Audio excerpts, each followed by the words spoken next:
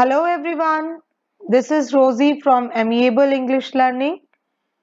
In previous videos, we have read poem Dust of Snow, and today we are going to start discussion of the question answers of the same poem. So we'll move on to page number 14, textual questions. The first question is, what is a dust of snow? Dust of snow क्या है? What does the poet say has changed his mood? और poet का mood कैसे change हुआ? How has the poets mood changed? और poet का mood किस तरह से, किस चीज से चेंज हुआ? A dust of snow means particles of snow held together. जब एक बर्फ की स्नो की फुहार पड़ती है तो that is called particles of snow. That is called dust of snow. The falling of the dust of snow and him changed his mood. और जिस तरह से वो बर्फ की फुहार पोएट के ऊपर पड़ती है, क्रो के ट्री को शेक करने से वो जो फुहार पड़ी, एकदम से सडनली पोएट का मूड जो है वो चेंज हो गया. First he felt very sad. इससे पहले पोएट जो है बहुत सैड फील कर रहा था, but the falling of the dust of snow changed his mood. और जब वो पार्टिकल्स बर्फ के पड़े पोएट के ऊपर, तो उससे पोएट का एकदम से मूड सॉरो से हैप्पीनेस में चेंज हो गया. It changed it towards the beauty of nature in a different way. और पोएट ने उस चीज को ब्यूटी ऑफ नेचर, उस ब्यूटी ऑफ नेचर को एक डिफरेंट वे से, एक अलग तरीके से एक्सप्रेस किया. Now move on to question number 2. How does frost present nature in this poem? The following questions may help you to think of an answer. Now, second question is, what are the birds that are usually named in poems? Poems में normally अगर हम देखें कि poems में कौन से birds को use किया जाता है, कौन से बर्ड्स को ज्यादा डिस्क्राइब किया जाता है. Do you think a crow is often mentioned in poems? क्या आपको लगता है कि नॉर्मली जो पोएट्स हैं, जो पोएम्स अपनी लिखते हैं, क्या वो क्रो को यूज करते हैं अपनी पोएम्स में? What images come to your mind when you think of crow? और जब आप क्रो के बारे में सोचते हो तो वो आपके माइंड में कौन सी ऐसी इमेजेस आती हैं? So we'll move on to answer. Birds with great qualities are used named in poems. बहुत सारे बर्ड्स को की जो डिस्क्रिप्शन है वो पोएट्स करते हैं अपने पोएम्स में. डिफरेंट तरह के बर्ड्स की क्वालिटीज को वो डिस्क्राइब करते हैं. Some of such popular birds are cuckoo, myna, peacock, parrot. Normally in poem birds को इन पोएम्स में यूज किया जाता है. A crow is rarely mentioned in poems. लेकिन हमने बहुत कम ऐसी पोएम्स देखी हैं जिसमें क्रो को डिस्क्राइब किया गया हो. However, it is mentioned where they are tragic or serious themes. Yes, फिर भी क्रो को ऐसी चीज में यूज किया जाता है जहां पर बहुत ट्रेजिक होता है, सीरियस चीजें होती हैं या दुख भरी चीजें होती हैं. तो क्रो को एक सिंबॉलिक है सैडनेस का. It is also looked at ominously. ये बहुत ही रेयरली देखा जाता है और बहुत डिफरेंट मूड में, जब पोएट बहुत सैड होते हैं तो उस में यूज किया जाता है क्रो को. When I think of a crow I make images of sadness. और जब हम क्रो के बारे में सोचते हैं, हमारे माइंड में सबसे पहले कौन सी इमेजेस आती हैं? सैडनेस की, दुख भरी चीज की जो फीलिंग्स है वो हम आती हैं हमारे माइंड में. These may also be of some bad happenings. और समटाइम्स हमें ऐसे लगता है कि कुछ बुरा होने वाला है जब हम क्रो के बारे में सोचते हैं. और somebody is coming to my house. और जैसे हमारे पुराने बुजुर्ग कहा करते थे कि आज क्रो बोल रहा है तो शायद घर में कोई आने वाला है.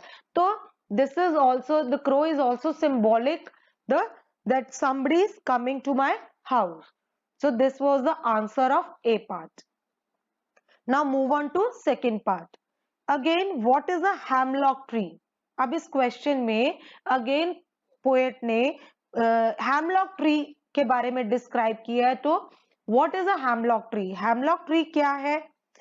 Why doesn't the poet write about more beautiful tree such as a maple or an oak or a pine? तो आपको क्या लगता है कि पोएट ने बहुत ब्यूटीफुल ट्रीज का डिस्क्रिप्शन इस पोएम में क्यों नहीं दिया? हैमलॉक ट्री को ही क्यों चुना गया इसमें? A hemlock tree is a poisonous plant, जैसा कि पोएम में भी डिस्क्राइब किया गया है। Hemlock tree it is a poisonous, बहुत जहरीला प्लांट है ये। It has small white flowers, और इसके जो वाइट फ्लावर्स हैं they are also very poisonous. The poet does not do so, poet ने ऐसा नहीं किया। दूसरे ट्रीज को ना चुनकर हैमलॉक ट्री को ही क्यों चुना? It is because the crow suits better the occasion. Crow को चुना और उसके साथ हैमलॉक ट्री को चुना because they both are symbolic sadness. So it also suits the pitiable mood he is in. तो पिटिएबल बहुत दयनीय, बहुत ही बुरे मूड में है, इसलिए पोएट ने हैमलॉक ट्री को ही चुना क्रो के साथ। Now move on to third C part. Why do the crow and hemlock represent joy or sorrow? क्या लगता है crow and hemlock represent Joy और सॉरो? आपको क्या लगता है कि ये जॉय को रिप्रेजेंट करता है या सॉरो को? What does the dust of snow that the crow shakes off a hemlock tree stand for? और जो डस्ट ऑफ स्नो है, जब क्रो ने उसको शेक किया हैमलॉक ट्री से, ये किस चीज पे स्टैंड करता है? The crow and the hemlock tree represents sorrow and evil. Crow और हैमलॉक ट्री दोनों ही सैडनेस को रिप्रेजेंट करते हैं, बुराई को रिप्रेजेंट करते हैं। So the dust of snow stands for some natural joy, और जो डस्ट ऑफ स्नो है वो एक नेचुरल जॉय और समथिंग जॉयफुल, कुछ अच्छी, कुछ खुशी वाली चीज को रिप्रेजेंट कर रही है जो डस्ट ऑफ स्नो है। So it means the sad day is going to change.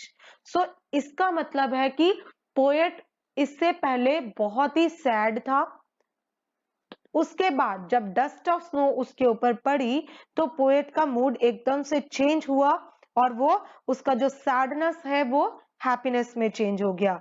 It is going to change into something joyful for the poet. Hope it is clear. Now move on to third question. Have there been times when you felt depressed or hopeless? क्या ऐसा कभी time आपके ऊपर आया जब आप बहुत depressed feel कर रहे हो, बहुत होपलेस फील कर रहे हो? Have you experienced a similar moment that changed your mood that day? और सिमिलर कोई ऐसा एक्सपीरियंस हुआ हो ऑल ऑफ अ सडन कि आपका मूड जो है चेंज हो गया हो? You can write your own experience, but I am writing my experience here. There have been times when I have felt sad. बहुत बार ऐसा होता है कि मैं बहुत डिप्रेस्ड और सैड हो जाता हूँ या होपलेस हो जाता हूँ, but after that something has taken place. कुछ कई बार एकदम से कोई ऑल ऑफ अ सडन कुछ ऐसा चीज होती है that has changed those sad moments into those of relief. ऐसे मोमेंट्स जो है एकदम जॉय में, खुशी में चेंज हो जाती है। For example, I am giving my example. Once I felt sad when I got a letter of rejection for a job. एक बार मेरी रिजेक्शन हो गई जॉब के लिए, but after half an hour or after an hour I got a telephone. तो मुझे एक phone आया, I was asked to join another job, and that moment it has changed into sadness into happiness. So it is my experience. You can write your experience if you want.